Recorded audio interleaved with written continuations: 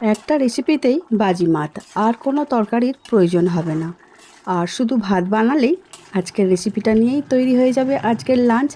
ডিম পটল আর মুসুর ডালের এই রেসিপিটা কিভাবে বানাই সেটাই তোমাদের সঙ্গে আজকে শেয়ার করব। তাহলে চলো, প্রথমে যে কটা পটল তোমার বাড়িতে আজকে আছে সেই কটা পটল হলেই চলে যাবে, খুব বেশি না হলেও হবে। এইবারে পটলগুলো খুব ভালো করে ছাড়িয়ে মাথাগুলো একটু করে চিড়ে দিয়েছি, সামনে আর পিছন দিক করে অল্প অল্প কেটে নিয়েছি, ভালো করে ধুয়েও নিয়েছি।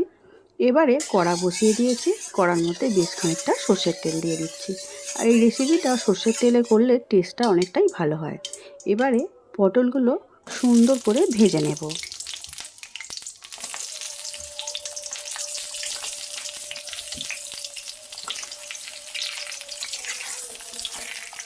আর তোমরা তো জানোই, পটল যত সুন্দর করে ভাজা হবে তখন টেস্টটা আরও বেশি হয় যে কোনো রেসিপির ক্ষেত্রেই।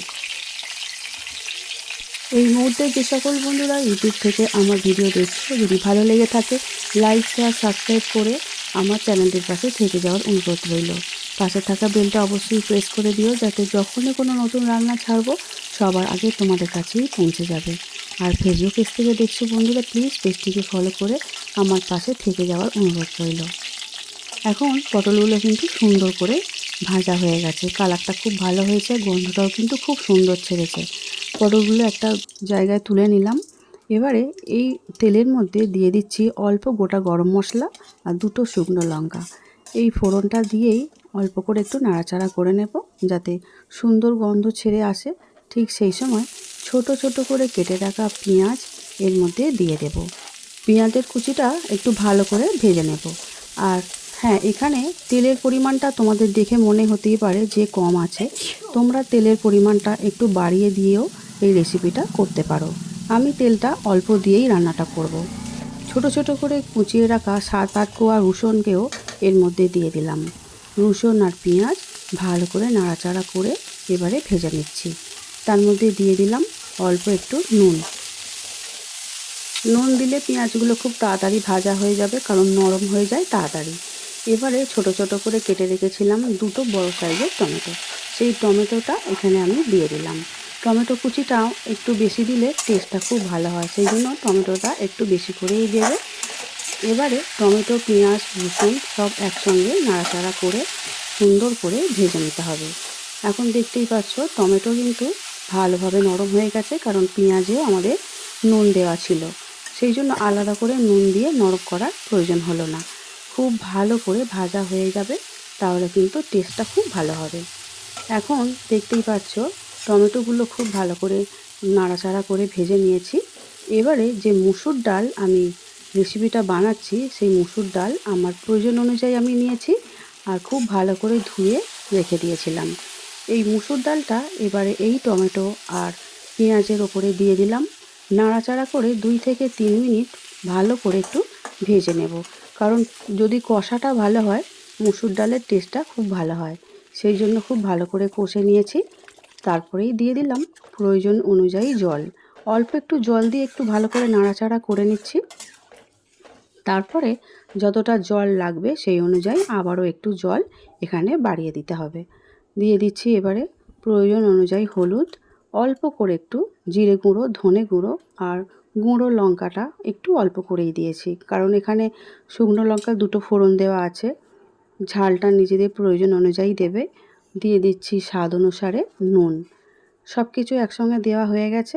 এইবারে যে পটল ভেজে রেখেছিলাম, এখনই পটল ভাজাগুলো ডালের মধ্যে দিয়ে দেব, কারণ পটল সিদ্ধ হবে আর ডালটাও পুরোপুরি সিদ্ধ হবে। সেই জন্য খুব ভালো করে নাড়াচাড়া করে আবারও একটু মিশিয়ে নিচ্ছি। যদি এই সময় মনে হয় যে আর একটু জলের দরকার, তাহলে জলটা দিতে পারো। আমি এক্ষুনি আর জলটা দিলাম না, ভালো করে ঢাকা দিয়ে 3-4 মিনিট ফুটিয়ে সিদ্ধটা করে নেব। তারপরে ঢাকা দিয়ে সিদ্ধ করে নেওয়ার পরে আবারও একটু নাড়াচাড়া করে নিচ্ছি। ডালটা একটু সিদ্ধ হতে বাকি আছে, আর যাতে পুরোপুরি গলে না যায় সেদিকেও কিন্তু খেয়াল রাখতে হবে। আগে থেকে কয়েকটা ডিম আমি সিদ্ধ করে রেখে দিয়েছিলাম, 6 পিস ডিম আমি এখানে নিয়েছি। আর কড়ার মধ্যে নুন হলুদ দিয়ে ভালো করে একটু ভেজে নিয়েছি। আর এদিকে পটল ডাল সুন্দর করে সিদ্ধ হয়ে গেছে। এবারে ঢাকা খুলে যে ভেজে রাখা ডিমগুলো আছে, সিদ্ধ করা ডিম, সেইগুলো এবারে এই পটলের মধ্যে দিয়ে দেব।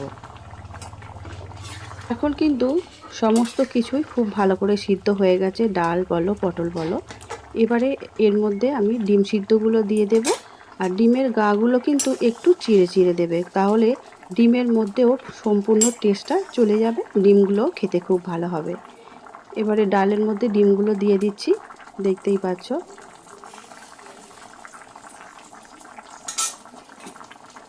আর বেশিক্ষণ রান্না না করলেই হবে, মিনিট দুয়েক ভালো করে ডিম দেওয়ার পরে একটু ফুটিয়ে নিতে হবে, তাহলেই কিন্তু মুসুর ডাল দিয়ে ডিম পটলের রেসিপিটা আমাদের একদম রেডি হয়ে যাবে।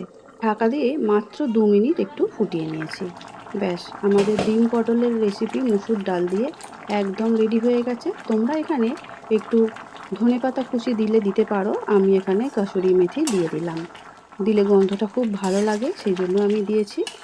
আবার একটু নাড়াচাড়া করে নিচ্ছি।